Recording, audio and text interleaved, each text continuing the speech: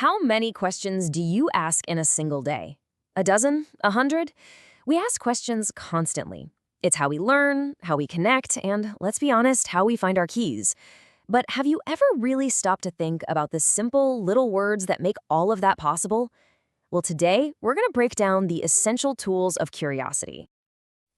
Whether you're frantically asking yourself where you put the car keys, or wondering why the cat has decided your laptop is the absolute best place for a nap, or even just being amazed at how your friend finished that 1,000-piece puzzle so fast. Every single one of these questions is powered by a small but mighty word. These words, where, why, how, they're doing all the heavy lifting, and they belong to a very special group. They're called interrogative adverbs. Yeah, it's a bit of a formal name, but just think of them as your core investigation team.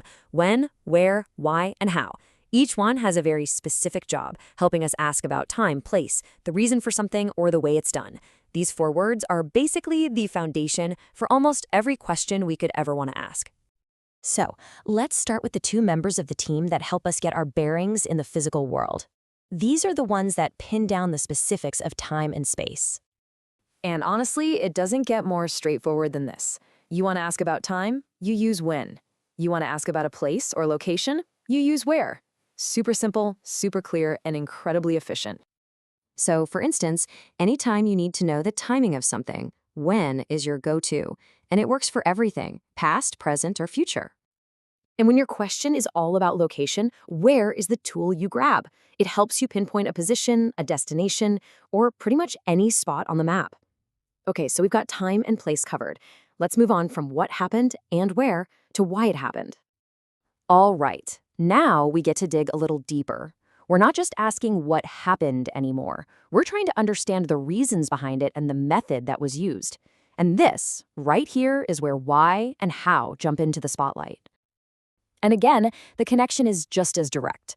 Why is the key that unlocks the reason or the cause behind an action, and how zeroes in on the process, the method, or the manner in which something actually gets done.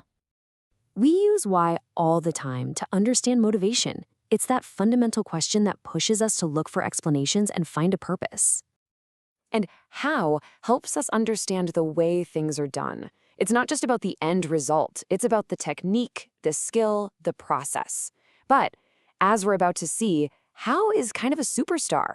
Now, while all 4 of these adverbs are absolutely essential, how is easily the most versatile of the bunch.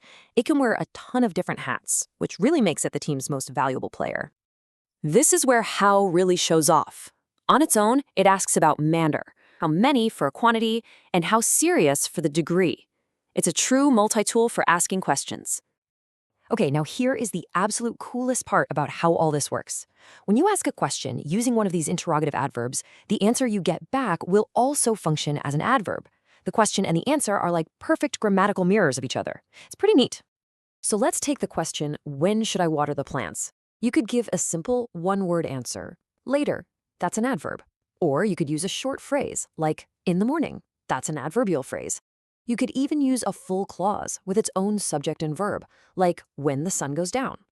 A single word, a phrase, or a whole clause, all 3 of them are doing the exact same job. They're acting as adverbs, telling you when to water.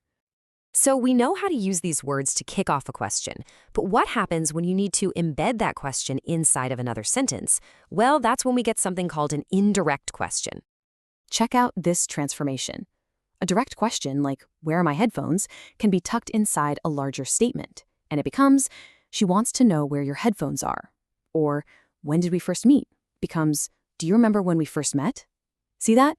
The interrogative adverb is still doing its job, but now it's working from inside a bigger sentence. And pay close attention to how the word order shifts around a little to make it work. That's a subtle but really important change. So just remember that these 4 words, when, where, why, and how, are the true engines of inquiry. They give us the power to explore time, space, reason, and method. They're simple tools that can lead to some pretty profound discoveries.